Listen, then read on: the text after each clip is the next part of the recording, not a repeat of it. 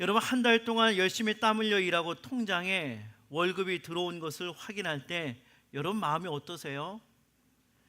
참 감사하다가도 밀린 공과금과 그리고 생활비 카드값이 빠져나가고 나면 아이고 이번 달도 참 팍팍하겠다, 그런 한숨이 먼저 나오죠.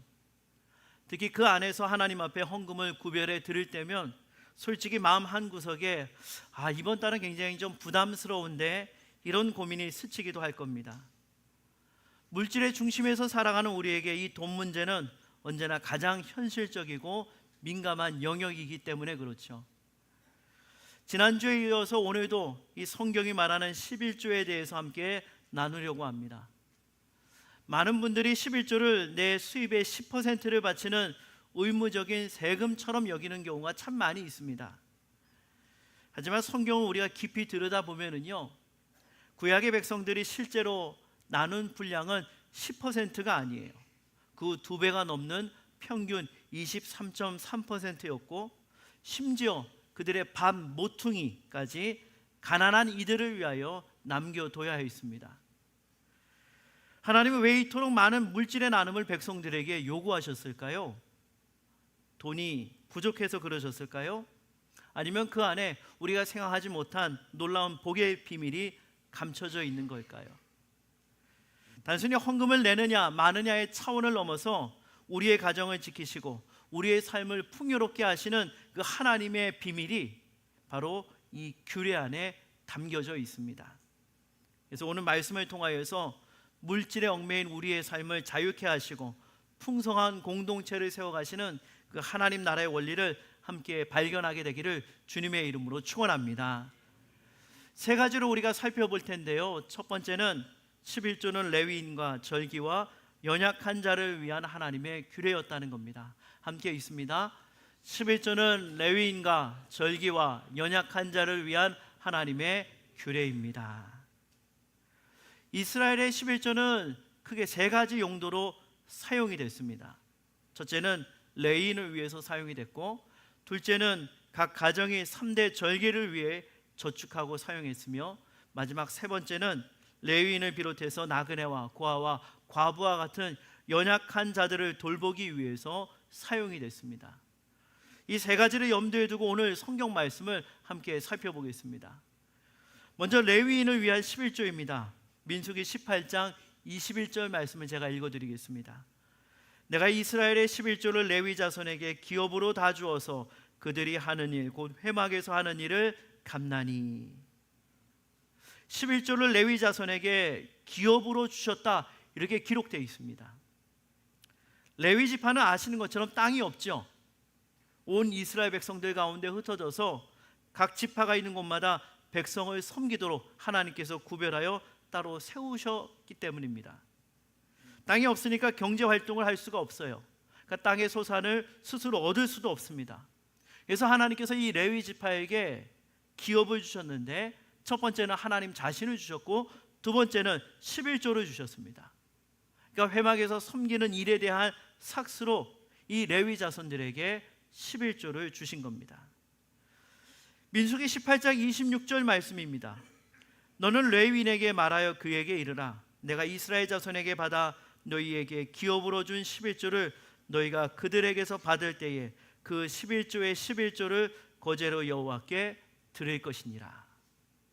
여기 보면 11조의 11조라고 하는 표현이 있는데요, 이것은 레위인들이 하나님 앞에 바치는 11조로 읽었습니다.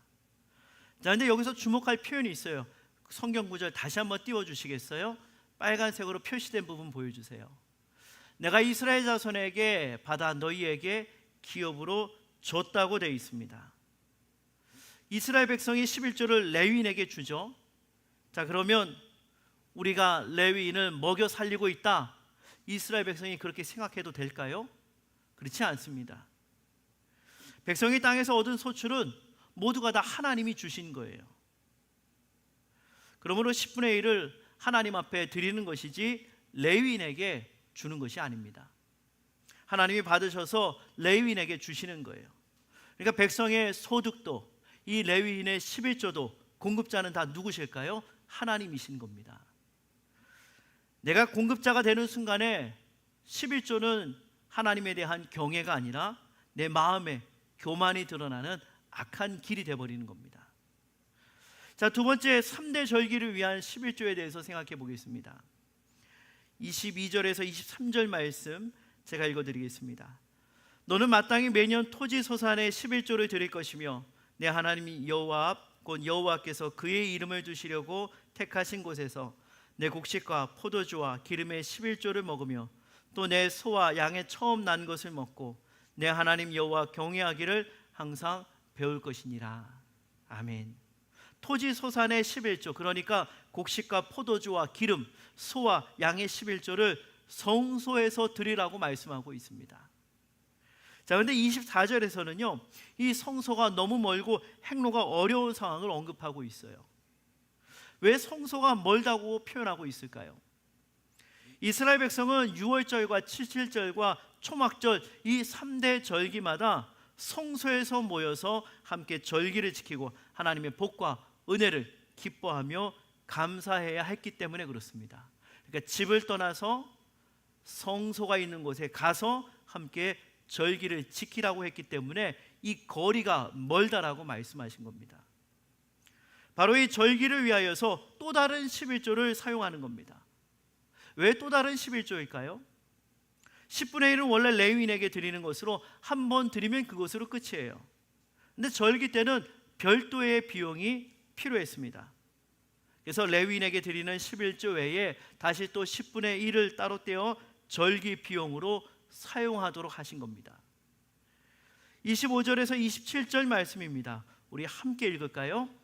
그것을 돈으로 바꾸어 그 돈을 싸가지고 내 하나님 여호와께서 택하신 곳으로 가서 내 마음에 원하는 모든 것을 그 돈으로 사되 소나 양이나 포도주나 독주 등 내 마음에 원하는 모든 것을 구하고 거기 내 하나님 여호와 앞에서 너와 내 권속이 함께 먹고 즐거워할 것이며 내 성읍에 거주하는 레위인은 너희 중에 분깃이나 기업이 없는 자이니 또한 저버리지 말지니라. 아멘. 그러니까 성소에서 돈으로 원하는 것을 사서 하나님 앞에서 가족과 함께 먹고 즐거워하되 레위인도 저버리지 말라는 겁니다. 곡식이나 열매, 가축의 11조를 갖고 가기가 힘들면 그것을 돈으로 바꿔서 성소에 가서 절기 규례대로 하나님 앞에 지키면 되고 또 거기에 이동 비용도 포함이 된 겁니다. 이 11조로 성소에서 가족이 함께 먹고 자기 소금에 레위인도 함께 가서 하나님 앞에 기뻐하고 감사하라는 거죠. 세 번째는 연약한 자들을 위한 11조입니다. 28절에서 29절 우리 함께 있습니다. 매 3년 끝에 그의 소산의 10분의 1을 다 내어 내 성읍에 저축하여 너희 중에 분깃이나 기업이 없는 레위인과 내 성중에 거류하는 객과 및 고아와 과부들이 와서 먹고 배부르게 하라. 그리하면 내 하나님 여호와께서 내 손으로 하는 범사에 내게 복을 주시리라. 아멘. 첫 번째 11조는 레위인을 위하여서, 두 번째는 절기를 위해서 사용하는 겁니다. 그러니까 벌써 몇 퍼센트예요? 20%죠. 세 번째는 매 3년마다 성읍에 저축하여서 레위인과 객과 고아와 과부, 그러니까 연약한 자들을 위해 사용하라는 겁니다. 그러면 하나님께서 너희가 하는 모든 일 가운데 복을 허락하시겠다고 말씀하시는 겁니다. 어떤 분들은 이렇게 말합니다. 문자 그대로의 11조는 필요 없다 하시는 분들도 있는데, 우리가 방금 살펴본 것처럼 구약에서도 11조는 10%가 아니었어요. 매년 두 번, 3년마다 한 번 더 드리니까 평균 약 23.3%가 되는 겁니다. 레위인을 위하여서, 그리고 절기 때 레위인들과 가족들과 함께 먹고, 그리고 더하여서 연약한 자들과 함께 먹으니까 이 3년마다 11조 이들과 함께 나눴으니까 사실은 상당한 양이죠. 다른 구절도 함께 볼까요? 신명기 12장 말씀입니다. 제가 읽어드릴게요. 너는 곡식과 포도주와 기름의 11조와 내 소와 양의 처음 난 것과 내 소원을 갚는 예물과 내 낙헌 예물과 내 손의 거제물은 내 각 성에서 먹지 말고 오직 내 하나님 여호와께서 택하실 곳에서 내 하나님 여호와 앞에서 너는 내 자녀와 노비와 성중에 거주하는 레위인과 함께 그것을 먹고 또 내 손으로 수고한 모든 일로 말미암아 내 하나님 여호와 앞에서 즐거워하되. 이 말씀도 절기와 관련이 된 겁니다. 자기 고향에서 절기를 지키지 말고 레위인과 가족 모두를 데리고 성소에 가서 하나님께서 주신 은혜와 복을 함께 기뻐하며 감사하며 먹으라는 거죠. 우리는 흔히 다른 사람이 잘 되면 시샘하고 질투하는 경향이 많이 있죠. 그러나 하나님께서 우리에게 원하시는 것은 그런 모습이 아닙니다.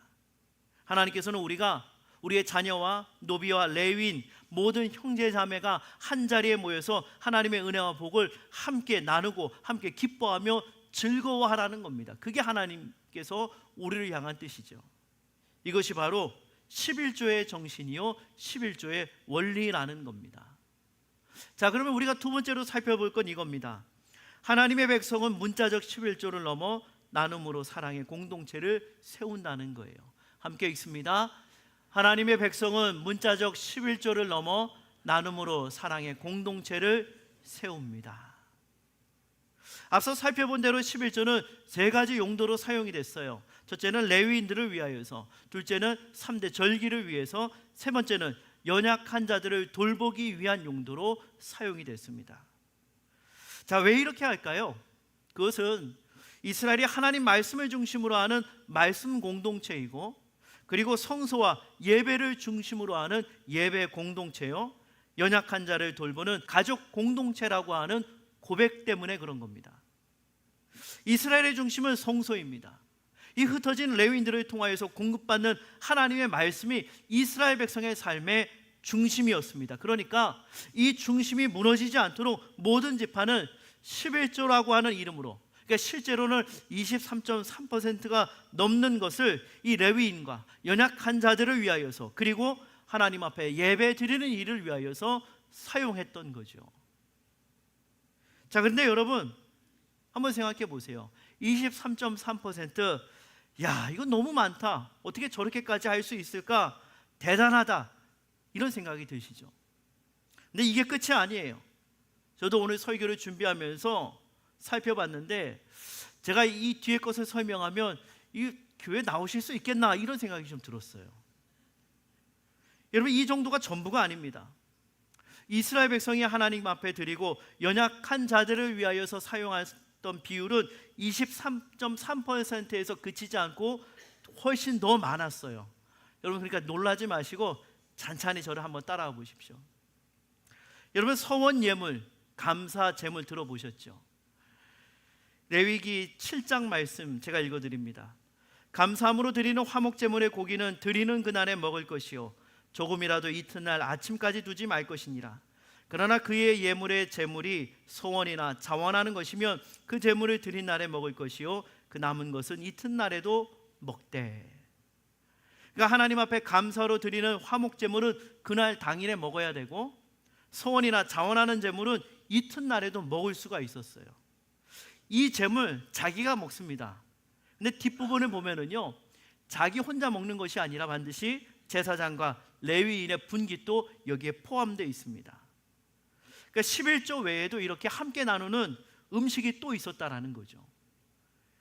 신명기 18장 말씀도 함께 읽겠습니다. 레위 사람 제사장과 레위의 온 지파는 이스라엘 중에 분깃도 없고 기업도 없을지니 그들은 여호와의 화제물과 그 기업을 먹을 것이라.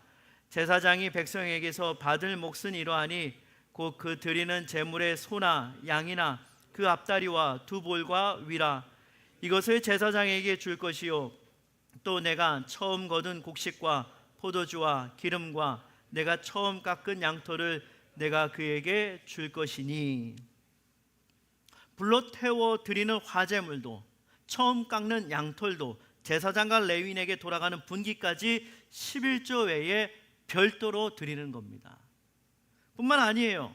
레위기 19장 말씀을 보면 너희가 너희의 땅에서 곡식을 거둘 때에 너는 반 모퉁이까지 다 거두지 말고 내 떨어진 이삭도 줍지 말며 내 포도원의 열매를 다 따지 말며 내 포도원에 떨어진 열매도 줍지 말고 가난한 사람과 거류민을 위하여 버려두라. 이렇게 말씀하고 있습니다. 11조 23.3% 말고도 가난한 자와 나그네를 위한 몫이 또 따로 있었어요. 야, 하나님 진짜 너무하시네. 너무 많이 가져가시는 거 아닌가 이렇게 생각하실지 모르겠어요. 밥 모퉁이까지 다 거두지 말고 떨어진 것도 줍지 말라고 하니까 어때요? 밥 모퉁이 조금 있는 것만 드리면 되겠지 생각하시죠? 그렇지 않습니다. 그림 한번 보여주실래요?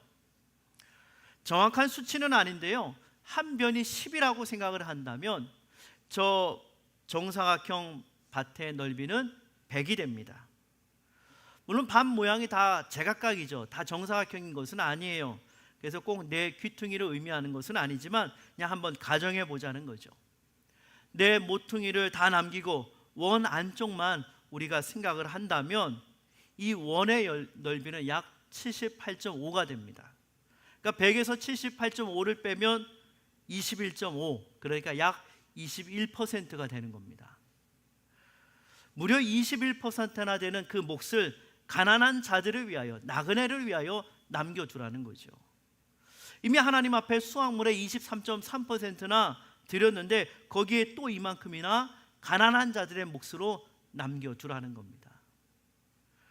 물론 여러분, 이 수치를 문자 그대로 우리가 적용하자는 것은 아니에요. 우리의 소득과 수고 가운데 하나님이 얼마나 많은 분량을 다른 사람을 위해 남겨두셨는지 그 원리를 우리가 이 시간에 한번 생각해 보자는 거죠. 근데 이것만 있는 것이 아니에요.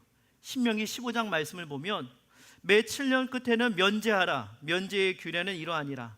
그의 이웃에게 구워준 모든 체주는 그것을 면제하고 그의 이웃에게나 그 형제에게 독촉하지 말지니 이는 여호와를 위하여 면제를 선포하였습니다.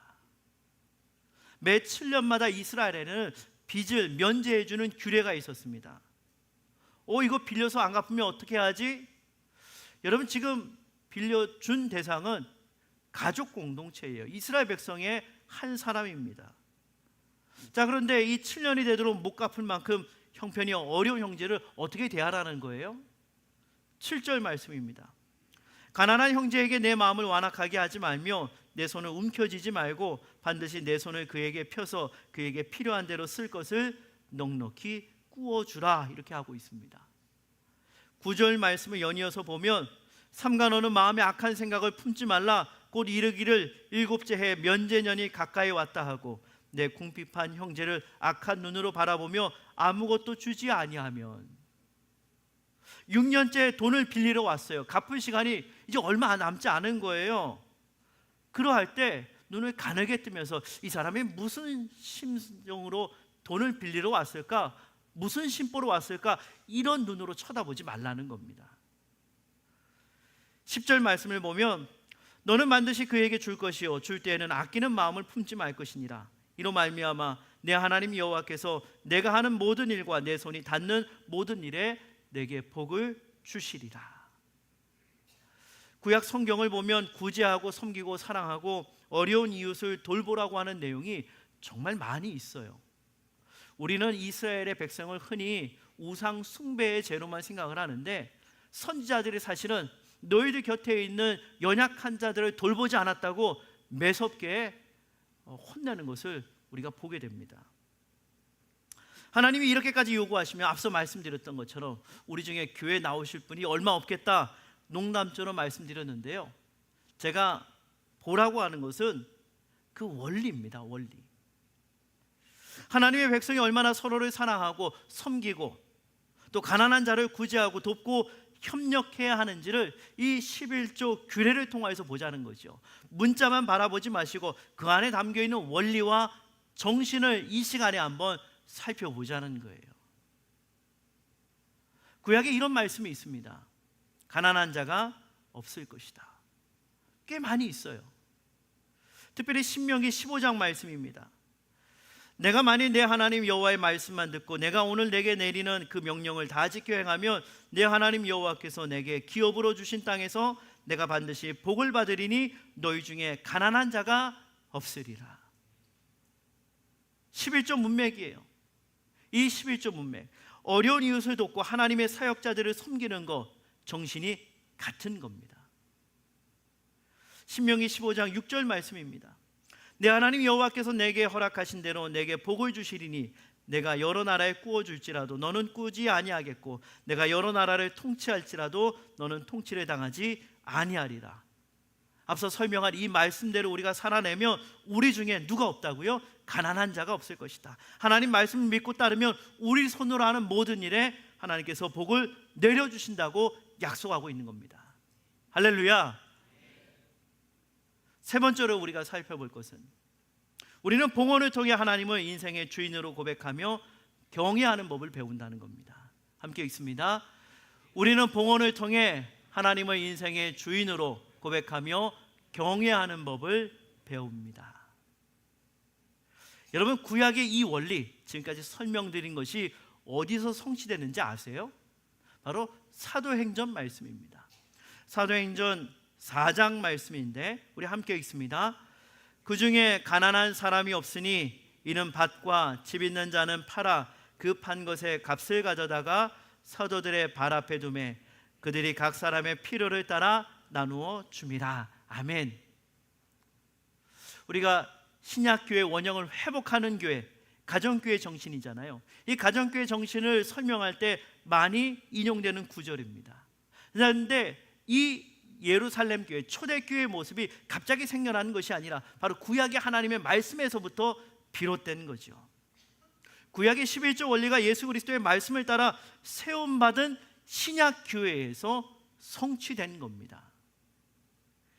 아이고 목사님, 그 초대교회나 그러니까 특별하게 할 수가 있죠. 우리는 그렇게 못합니다 생각하실 수가 있는데요, 말씀드렸던 것처럼 문자 그대로 10분의 1에 매이지 마시고 물질을 나누는 이 원리와 정신을 보라는 거예요.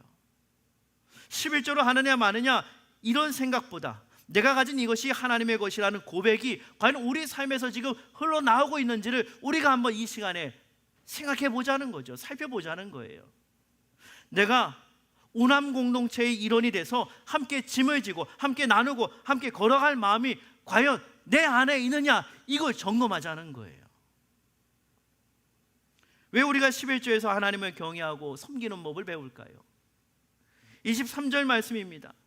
내 하나님 여호와 곧 여호와께서 그의 이름을 두시려고 택하신 곳에서 내 곡식과 포도주와 기름의 11조를 먹으며 또 내 소와 양의 처음 난 것을 먹고 내 하나님 여호와 경외하기를 항상 배울 것이니라. 하나님께서 우리에게 명령으로 주신 거예요. 앞서 살펴봤듯이 11조는 단순히 10분의 1이 아니라 절반 가까이, 아니 때로는 그 이상이 되기도 했습니다. 이 많은 것을 어떻게 다른 사람들에게 줄 수 있을까요? 내가 11조를 들고 레위인에게 제사장 앞에 가면 그들이 가져가는 것이 뻔히 눈에 보이는데 어떻게 이것을 그들에게 줄 수 있었을까요? 가난한 사람을 위해서 어떻게 이만큼 나눌 수가 있었을까요? 이것은요, 하나님의 말씀을 믿는 믿음이 내 안에 없으면 절대로 못하는 겁니다. 하나님께서 내 인생의 주인이라고 하는 고백 없이는 이건 절대로 하지 못하는 거예요. 그래서 우리는 이 11조와 봉헌, 물질의 나눔에서 무엇을 배울 수 있을까요? 바로 하나님을 배우게 되는 거죠. 하나님 경외하는 것을 배우게 되는 거예요. 우리가 이렇게 살아갈 때 하나님께서 우리에게 복을 주시고 우리 중에 가난한 자를 하나도 없게 하실 것이라고 하는 그 말씀을 믿기 때문에 그 마음과 그 믿음으로 하나님 앞에 드리는 거죠. 그게 10분의 1이든 2든 3이든 4든 5든 바로 이 원리를 믿기 때문에 하나님 앞에 11조를 드리며 고백하는 겁니다. 이때 내 것을 드리는 것이 아니에요. 내가 레위인을 먹여 살리고 있다, 내가 교회를 먹여 살리고 있다, 내가 가난한 자들에게 선을 베풀고 있다, 이런 게 아니라는 겁니다. 나는 그저 하나님의 말씀을 따를 뿐입니다. 하나님, 저는 무익한 종일 뿐입니다. 가난한 자가 되는 길, 낮아지는 길을 따르지만 저는 믿음으로 이 길을 가겠습니다. 내 인생이, 내 가정이, 내 일터가 모두 하나님의 손에 달려있음을 믿기 때문에 저는 이 길을 믿음으로 가겠습니다. 이거예요. 내 손으로 하는 일이지만 하나님이야말로 바로 이 일에 복 주시는 분입니다. 이것을 고백한다라는 거죠. 바로 이 과정에서 내가 붙들던 하나님의 말씀이 하나씩 하나씩 성취되는 것을 경험하면서 하나님을 더 믿고 신뢰하게 되는 거예요. 그러면서 그 과정을 통해서 하나님을 경외하는 법을 배우게 되는 거죠. 그럴 때 비로소 우리가 하나님 앞에 드리는 일이 즐겁게 되는 것이고 자원하는 심령으로 드리게 되는 겁니다. 다른 사람과 비교하면서 갖지 못함을 괴로워하고 나는 못한다면서 이 각박하고 허무한 길을 걸어가는 게 아니에요. 비록 각박한 세상을 살아가고 있지만, 그리고 허무해 보이는 길을 걸어가지만, 그 길을 걸어갈 때 허기지고 목마른 것이 아니라 봉헌의 원리, 이 물질을 나누는 이 원리 안에서 즐겁고 행복하게 보람을 느끼면서 하나님 경외하는 법을 배워간다라는 거죠. 에베소서 4장에 이런 말씀이 있습니다. 우리 함께 읽습니다. 도둑질하는 자는 다시 도둑질하지 말고 돌이켜 가난한 자에게 구제할 수 있도록 자기 손으로 수고하여 선한 일을 하라. 도둑질한 사람이 회심하여 교회 안에 들어왔습니다. 그래서 도둑질하지 말라 권면하고 있어요. 근데 거기서 끝이 아니에요. 도둑질하지 말라고 하는 권면에서 그치지 않고 가난한 자를 구제할 수 있도록 내 손으로 수고하여 선한 일을 하라, 이렇게 권면하고 있습니다. 열심히 일해서 돈을 벌 때 그 안에 가난한 자를 구제하라는 내용까지 들어있다라는 거죠. 여러분 어떠세요? 우리가 전반부에 구약의 말씀을 살펴봤고 그리고 신약의 말씀을 살펴봤는데 다른가요? 다를 거 없어요. 같아요. 이제 오늘 말씀을 정리하겠습니다. 솔직히 일정한 월급을 받는 직장인에게 이 소득의 절반 가까이를 나누는 삶 쉽지 않죠. 만약에 오늘 말씀을 듣고 당장 그렇게 살겠습니다 하는 분이 있다면 제가 도리어 찾아가서 그분을 말릴 거예요. 그렇게 하지 마시라고. 감정에 치우쳐 무리하시는 건 아니냐고 제가 말릴 거예요. 하지만 우리 주변에는 이 원리대로 물질의 매임에서 벗어나 자유하게 사시는 분들도 계십니다. 작년에 한 지사님은 수술 후에 받은 보험금을 목사님 저보다 어려운 분을 위해서 써주세요 이렇게 떼어놓으신 분이 계세요. 돈이 남아서가 아니에요. 내 생명을 지키신 분이 하나님이심을 고백한 거죠. 얼마 전에는 첫 월급 전부를 목사님 어려운 분들을 위해서 써주세요 가져온 청년 군인도 있었습니다. 목회자 모임 때마다 보이지 않는 곳에서 섬기시고 교회 학교 행사 때마다 아낌없이 보태주시는 분들도 계십니다. 사랑하는 여러분, 성경이 말하는 11조는 단순한 액수의 의무가 아니에요. 여기에는 내 삶의 공급자가 오직 하나님이십니다 라고 하는 믿음의 고백이 담겨 있는 겁니다. 우리 이 나눔을 통하여서 이 물질 중심의 가치관을 깨트리고 하나님을 인생의 주인으로 인정하는 경외를 배우게 되는 거죠. 현실은 여전히 팍팍합니다. 그리고 계산기는 쉴 새 없이 돌아갑니다. 그러나 우리의 시선을 어디에 둬야 될까요? 우리의 삶을 채우시는 하나님 앞에 고정시켜야 하는 겁니다. 독생자까지 아낌없이 내어주신 하나님의 은혜가 이미 우리 안에 흐르고 있기 때문에 그 하나님께서 우리 삶을 책임져 주실 것을 믿는 마음으로 우리의 시선을 하나님 앞에 고정시켜야 한다는 겁니다. 여러분 기억하십시오. 움켜쥐면 내 손 안에 작은 물질에 갇히지만 하나님의 원리대로 손을 펼치면 그 사람은 온 공동체를 살리는 복의 통로가 되는 겁니다. 이번 달에도 살아낼 수 있을까 팍팍한데 이렇게 염려하는 어깨를 토닥이시는 그 주님의 음성, 주님의 손길을 기억하시기를 바랍니다. 여러분 기억하세요. 나의 계산보다 하나님의 공급하심이 크면 컸지 작지 않아요. 하나님을 경외함으로 손을 펴서 연약한 이웃을 품고 사랑의 공동체를 세워가시기를 바랍니다. 기억하세요. 움켜쥐면 세상의 노예가 되지만 펼치면 그 사람은 하나님 나라의 주역이 되는 겁니다. 믿음으로 심을 때 범사에 채우시는 하나님을 믿으시고 복음의 비밀을 삶으로 증명하는 그런 복된 성도들 되시기를 삼위 하나님의 이름으로 축원합니다. 아멘.